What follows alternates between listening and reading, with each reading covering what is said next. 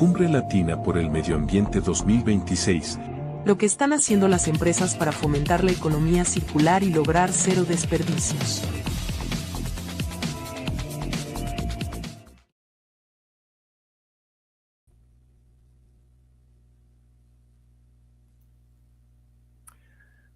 Bueno, bienvenidos a la segunda edición de Cumbre Latina por el Medio Ambiente Zero Waste 2026. Este encuentro nace desde nuestra sala de redacción con un propósito claro, que es el de demostrar que la sostenibilidad en América Latina ya no puede ser una declaración de intenciones.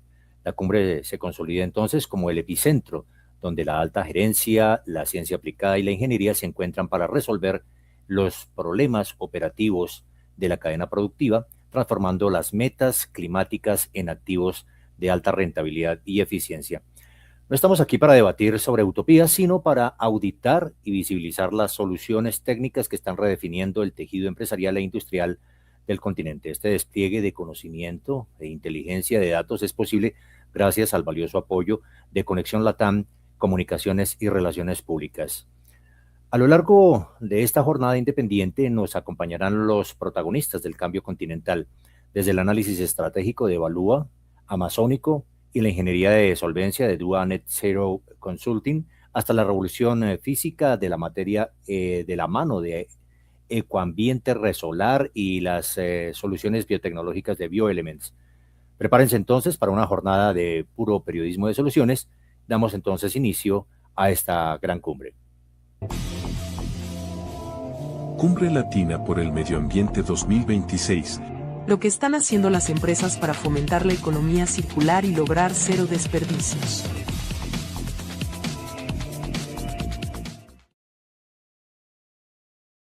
Un bloque de inteligencia de datos y solvencia climática, pues hablaremos acerca de la sostenibilidad, que debe de ser un asunto de relaciones públicas para convertirse en un factor crítico de rentabilidad, auditoría y cumplimiento normativo. La gran pregunta es cómo tomar decisiones financieras basadas en evidencia y cómo traducir la complejidad regulatoria en sistemas digitales eficientes. Este bloque pues nos permitirá descubrir cómo la inteligencia de datos y la automatización transforman la medición de la huella de carbono y la gestión de residuos en activos financieros reales, auditables y rentables que blindan a las compañías y las llevan a garantizar su compromiso con el medio ambiente.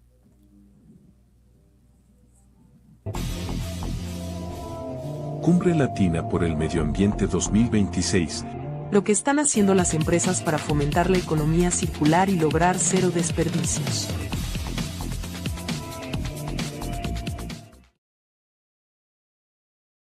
Espacio titulado Inteligencia de Datos, Eficiencia y Ahorro Industrial Sostenible. Hoy vamos a descubrir cómo la medición científica de la huella de carbono en tiempo real elimina el desperdicio industrial y genera ahorros netos. Nos acompaña para este propósito Fernando Yepes Calderón, CEO de Evalúa en Colombia.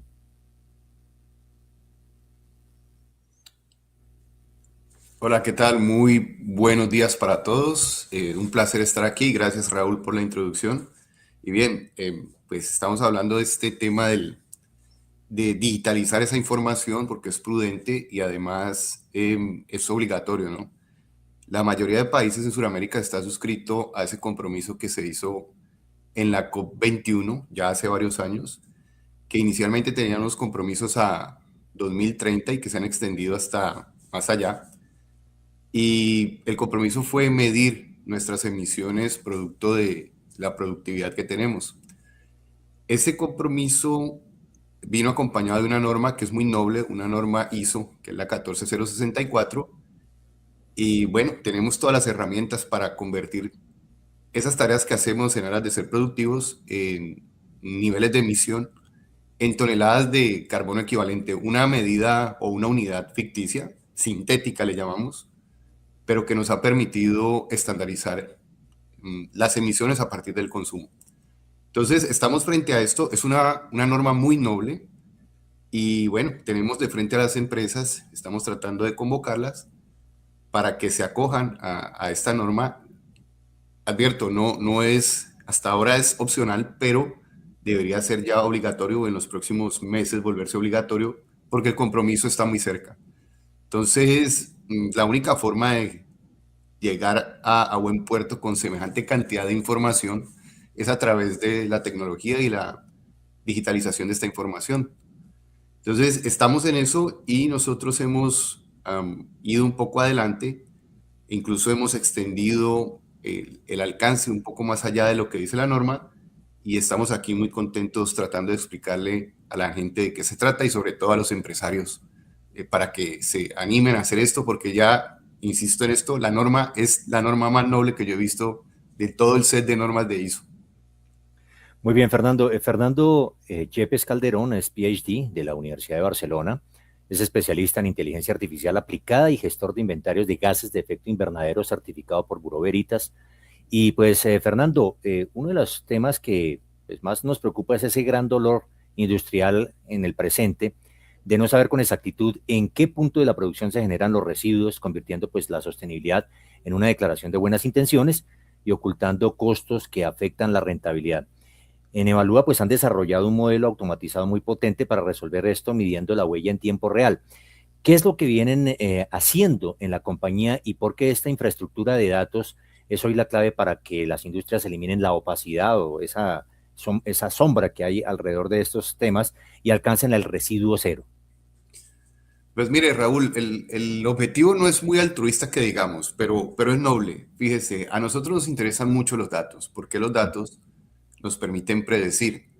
En medicina están haciendo unas predicciones maravillosas, incluso al punto de llegar a anticipar el cáncer. Usted sabe que la enfermedad, entre más rápido usted la anticipe, más probabilidades de vida tiene. Lo mismo le pasa al planeta. Entonces nosotros nos hemos enfocado en los datos del planeta para poder predecir qué es lo que va a suceder. Y cuando digo predecir no es que el planeta vaya a morir, no, para que el símil este que dice, la parábola esta que dice no se utilice así literalmente. Lo que pretendemos es predecir eventos y predecir eventos asociados al uso que hacemos de los recursos del planeta. No es solamente la norma. La norma lo que permite, la norma es una creación muy bien lograda. Al principio en la introducción dije que era una norma noble y que podría ser la mejor norma que yo le he visto a la ISO. Fíjese que la ISO tiene varias normas. Hay una que habla de calidad, hay otra que habla de su capacidad para digitalizar su información, y así hay un montón de normas. Hay una que cuida del agua. Todas esas normas, digamos que de cara del empresario, ¿sí? Desde la perspectiva del empresario, involucran un esfuerzo, sugieren una inversión económica, y todo esto por una cuestión de prestigio. Por ejemplo, la norma de calidad, que la tienen, el sello de calidad lo tienen empresas grandes. Es papel, es mucho esfuerzo, es mucha documentación. Lo mismo la norma de seguridad en el trabajo, es una cantidad de papeles. Y bueno, usted hace esa inversión, pero la hace para cumplir con la norma y eso le entrega algo de prestigio. Usted va con esa norma de cara a un cliente y el cliente dice, bueno, aquí tengo algo de confianza. Esta norma de la que estamos hablando, de la 14064, que lo que busca es cuidar el planeta, además, si lo haces bien, al final del cumplimiento te puede entregar dinero. Y eso lo tienen que saber los empresarios. No porque pensemos que son unos hipercapitalistas. No, lo que pasa es que el esfuerzo es bueno pagarlo. Eso genera una buena realimentación. Entonces, ¿en qué consiste la norma? Te mides el primer año y a partir de ese año, que eso es otro mito que debemos eliminar, que tenemos que eliminar todas las emisiones y llevarlas a cero. Eso es imposible. Lo que intentamos, o que intenta la norma, por eso le digo, está muy bien diseñada, es que usted se mida en un primer año que lo escoge usted y a partir de ese año se empiece a medir con respecto al primero. Entonces, ¿qué ocurre? Que se supone que usted sigue creciendo porque la empresa está hecha para eso, para crecer, abarcar más. Difícilmente una empresa está concebida para quedarse allí donde arrancó. Y en busca de ese crecimiento, pues usted empieza a utilizar más recursos. Pero como te mediste el primer año, si pretendes crecer y no pasarte de tus medidas del primer año, eso lo que implica es una optimización. Entonces, esa optimización es a la que nosotros ayudamos a alcanzar a las empresas. Nosotros les entregamos sus números y no solo se los entregamos, como dice la norma, con una densidad anual, sino que podemos ir al detalle del mes y al detalle de cada emisión asociada a cada inventario. Porque es que lo que piden los gobiernos, lo que se pide en la cumbre, en la COP21, es que emitas tus totales, o perdón, que reportes tus totales de emisión. Aquí Sí. nosotros lo que intentamos es entregarle una herramienta de gestión a los gerentes de empresa, diciéndoles, mire, su consumo hoy a enero de tal año respecto al enero de su año base es tanto. Entonces, ¿qué ocurre? Y déjeme, yo redondeo para que se vea la bondad de la norma. Cuando usted logre ahorros, esos ahorros los puede presentar en un mercado. Y ahí es donde eventualmente el esfuerzo de haber implementado la norma, que no es mucho con nosotros, es transparente. Hacemos el inventario, ponemos los sistemas a medir, hacemos los reportes y listo, usted ya sabe. Eso es todo. La intervención que hacemos es muy quirúrgica, muy buena, casi que los empresarios ni lo sienten. Y entonces con esos ahorros que usted haya podido generar a partir del segundo año, usted ya puede participar en un mercado. Si usted es una entidad territorial, es decir, que es del ente público, ese mercado está regulado. Pero si es un privado, ese mercado cotiza en bolsa. Entonces allí conceptos como la confianza, la veracidad, la reproducibilidad empiezan a jugar. Y el lugar donde estés también empieza a ser importante. Hay que tener en cuenta que nosotros en Latinoamérica, especialmente los de la parte alta de Latinoamérica, estamos en unas condiciones, diría yo que privilegiadas porque hay naturaleza exuberante por todo lado.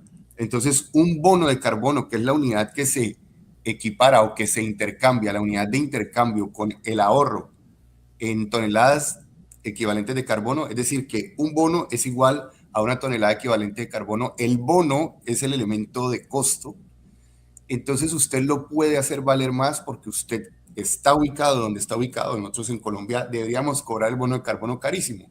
¿Por qué? Porque ese bono de carbono ahorrado acá y que se pueda mitigar acá, con toda la naturaleza que tenemos en este momento, es mucho más creíble que un bono de carbono en el desierto del Sahara. Esto no estoy haciendo análisis de extremo, ¿no? En el Sí. desierto del Sahara nadie te lo creería, pero acá sí.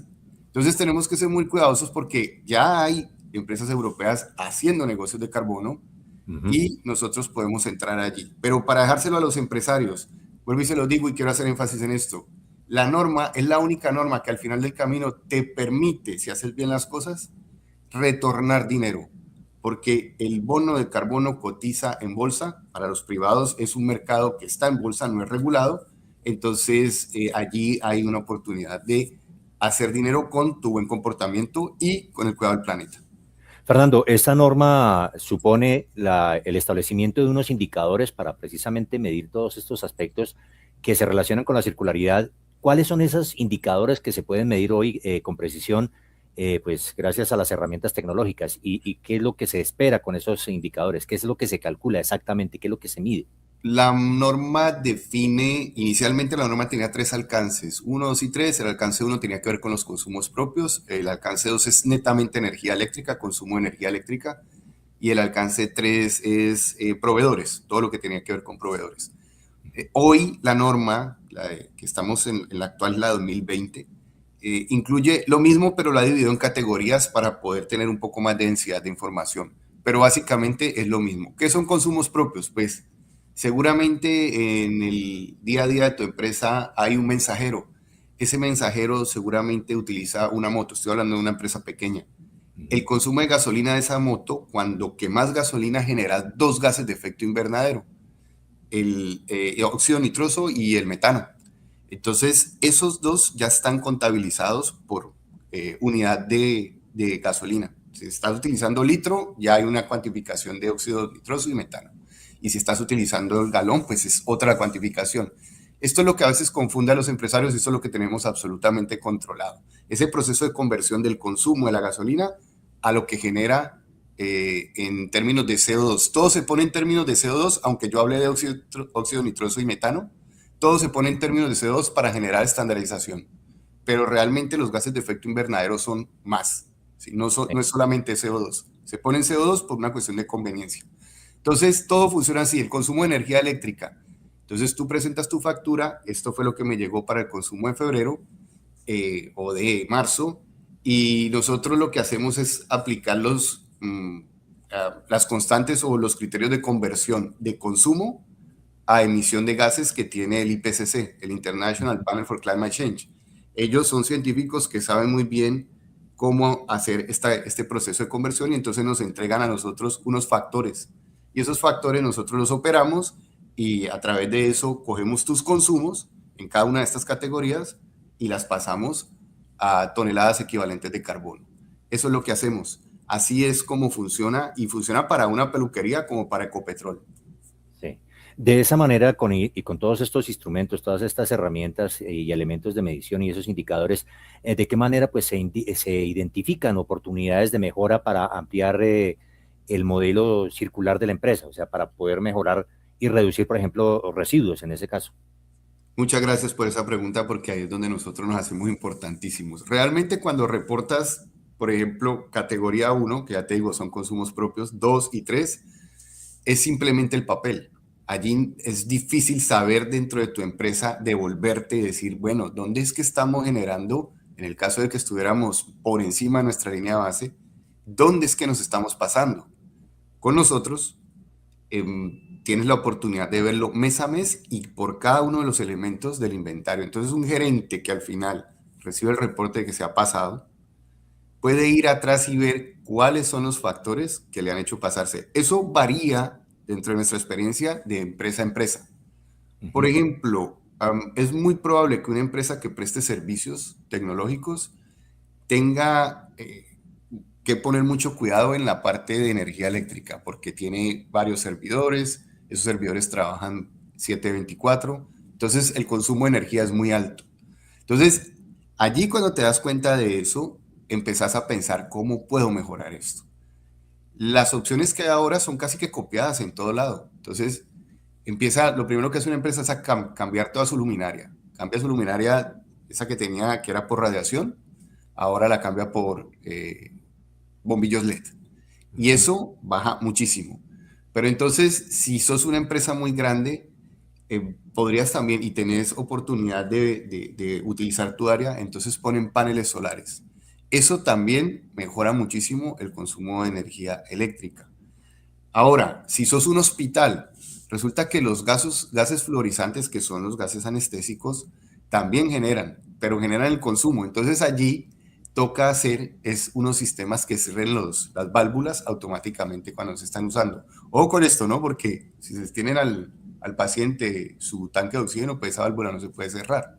Los hospitales también sufren mucho con la energía eléctrica, pero ellos tienen unos sistemas de respaldo que cuando entran y solo cuando entran a respaldar, son antiguos, estaban basados en unas máquinas generadoras de diésel y eso genera un montón. En cuanto a combustibles, está la oportunidad de hacer las mezclas. Hay unos combustibles basados en cuestiones vegetales que tienen una menor emisión. Entonces, incluso para aviones, lo sé de facto, que han tratado de mirar una mezcla, no solamente para ahorrarse el costo del combustible, sino también para ahorrar en cuestión de emisiones. Entonces, cuando mides, es que te das cuenta de que tienes oportunidad. Y cuando estás mirando tus números comparados con tus propios números, porque de eso se trata la norma, ahí es donde se te vienen un montón de ideas. Bueno, esto hay que mejorarlo, pero sobre todo, sabes exactamente dónde hay que mejorar. Fernando, ¿tenemos algún ejemplo de pronto de una gran industria, de esas industrias de mayores consumos de recursos que nos sirvan como ejemplo y también como de forma didáctica nos explique cómo un dato determinado permitió pasar de un desperdicio a un ahorro neto, real y efectivo de recursos? Como le digo, Raúl, en principio las empresas ahora están un poco reacias a entrar porque consideran que la norma va a ser como una norma más que les involucra o les sugiere un montón de esfuerzo y no tiene mayor feedback. ¿Hay resistencia al tema? No es que sea una resistencia, lo que pasa es que el empresario en Colombia, en Sudamérica, funciona con muy poco margen. Entonces hacen un gran esfuerzo para mantener su nómina y sus retornos, sí, son relativamente pocos. Entonces ellos ven una norma, como un trabajo más. Es que no te imaginas el esfuerzo que hay que hacer para colocar la empresa en regla en términos de, por ejemplo, seguridad y salud en el trabajo. Es un esfuerzo grandísimo. Entonces, cada vez que hay una norma, el empresario lo que piensa es, esto es más trabajo, esto es más inversión y son reacios. Hasta que no se les dice, esto es obligatorio, difícilmente lo van a coger, pero el llamado que yo les hago es que esta norma no necesitamos que sea obligatoria, porque esta es la única norma que yo pensaría que debería ser moralmente obligatoria, es la norma por el planeta, y sí que sirve para el planeta. Pero ya te digo, como la pregunta fue una empresa grande que tenga los consumos, sí, y yo estoy autorizado para hablar de ello, mucho de esta información es confidencial, pero en este caso estoy autorizado. Nosotros tenemos una intervención en la empresa de servicios públicos de Armenia. Ya te imaginas lo que es eso. O sea, Armenia es una ciudad intermedia. Yo diría que Armenia es como una sexta parte de lo que podría ser en Cali, que en Cali tiene más de 10 millones de habitantes, creo yo. No quiero ser impreciso, pero en este momento debería tener más de 10 millones de habitantes y las empresas de servicios públicos pues tienen que ver con todos. Estos señores tienen 11 personas encargándose de diferentes aspectos de la compañía. Entonces miden energía eléctrica, miden consumo de combustibles, también tienen gases refrigerantes, tienen una PETAD y tienen una PETAR. Ellos, el problema más grande que tienen en cuanto a generación de toneladas equivalentes de carbono es la de residuos sólidos. Allí tenemos un inconveniente porque no estamos siendo muy eficientes. La forma de ser ineficiente en esto ocurre a todo nivel, a nivel de recolección, a nivel de transporte y a nivel de degradación de materiales. Sí. Entonces, allí tenemos otra gran oportunidad. Esa empresa grande, no te puedo dar los datos en este momento, ni siquiera los recuerdo, como manejamos bastantes empresas, no recuerdo, pero en el manejo de residuos tenemos el problema porque cuando vemos el pastel de cómo se distribuye las toneladas equivalentes de carbono generados por esta empresa, el trabajo de residuos sólidos se lleva una gran parte del pastel. Entonces, por eso sé que allí tiene un inconveniente ellos, pero ya lo identificamos. Entonces, lo que debe hacer una empresa es mirar quién es el experto. Nosotros ya lo sugerimos, quién es el experto en el manejo de residuos sólidos. Entonces, ahí es donde entra otro componente, Raúl. Tenemos una empresa que se llama Servitas, que la hemos encontrado por ahí, una gema, ¿sí? No sabíamos que eran tan buenos haciendo eso. El señor Diego Fernando Marín, que es el CEO de esa compañía, es un experto en el manejo de residuos sólidos. Entonces, ahí ya tenemos el problema que lo pudimos identificar porque medimos, la empresa estaba muy tranquila haciendo las cosas así, y ahora tenemos el que sabe dar la solución. Y este señor, pues, está planteando unos proyectos en automatización total del proceso, tanto en selección como en transporte y en el proceso de degradación de material. Entonces, en este ejercicio no solamente la plataforma, sino que también vamos encontrando gente. Pero ya te digo, poner paneles también conocemos los expertos, mejorar los procesos de caldera también conocemos los expertos. Aquí nos hemos dado, como tenemos la medida, muchos acuden a nosotros y nos dicen, bueno, ¿y cómo podemos mejorar este proceso? Entonces, sí, Fernando, ¿no supone precisamente la reducción de los residuos unos ahorros y unos beneficios económicos para las empresas? ¿O cómo se establece pues esa situación? ¿Cómo se identifica que hay un verdadero ahorro y por qué tanta resistencia precisamente a ahorrar? O sea, ¿en dónde está el ahorro realmente? ¿O no hay ahorro? En esto de residuos sólidos es que no se pierde nada, porque la parte de residuos, bueno, ellos trabajan con residuos de todo tipo, ¿no? Todos los residuos. Entonces, los orgánicos, pues ya saben lo que hacen con eso, compostaje, eso no se pierde nada. Y dentro de los sólidos hay unos que son aprovechables y hay unos que no son aprovechables, que llaman chatarra. Pero todo eso al final termina dando el ciclo. Es decir, aquí no se pierde nada. Pero el que sabe muchísimo de eso, como te digo, es el señor Diego Fernando Marín, que hemos encontrado a otras empresas seguramente, pero este señor es especialmente bueno haciendo eso y además ya tiene mucha experiencia con el sector público. Por eso, cuando trabajas con sector público... ¿Aló? Sí, no es solamente que puedas sugerir, sino que además el sector público confía en la persona. Entonces, ¿cómo son los ahorros? Pues ya te digo, no se pierde nada. En este momento ellos lo que están haciendo es que contratan un tercero y ese tercero va y lleva al lugar donde se acumula la basura y allá en la basura hay una separación. Es decir, esa es la tubería de trabajo convencional. Pero cuando entra alguien especializado, entonces coge cada uno de esos componentes en la basura, lo separa, él sabe cómo hacerlo, lo organiza y allí es donde las materias primas dejan de ser basura botable, así como desperdicio, y se convierte en una oportunidad para alguien más.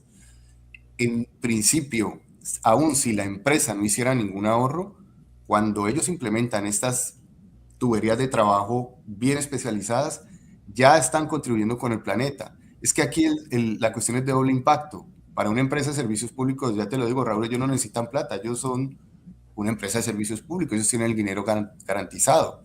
Entonces, hacer este tipo de trabajo lo que permite es que alguien más empiece a hacer dinero con lo que ellos supuestamente o inicialmente desperdician, pero el gran beneficiado es el planeta. Bueno, Fernando, pues queremos agradecerle de manera muy especial su participación, a Fernando Yepes Calderón, pues por acompañarnos y pues por entregarnos esta perspectiva, ¿no? Pues, del análisis de hoy. Fernando, dejamos este espacio para una conclusión breve respecto a lo que hemos conversado en el día de hoy. Muchísimas gracias, Raúl, y muchas gracias a toda su audiencia. Hasta pronto. Bueno, muchas gracias. Cumbre Latina por el Medio Ambiente 2026. Lo que están haciendo las empresas para fomentar la economía circular y lograr cero desperdicios.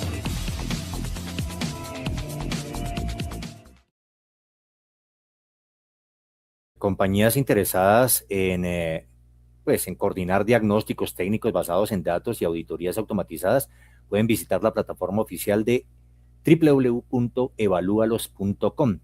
Cerramos este segmento, gracias por acompañarnos en la Cumbre Latina por el Medio Ambiente y los invitamos a continuar conectados con nuestra programación. Cumbre Latina por el Medio Ambiente 2026. Lo que están haciendo las empresas para fomentar la economía circular y lograr cero desperdicios.